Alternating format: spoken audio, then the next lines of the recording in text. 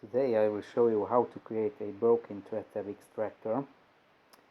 First of all, I would like to apologize for my English, but I hope that you will understand the essence.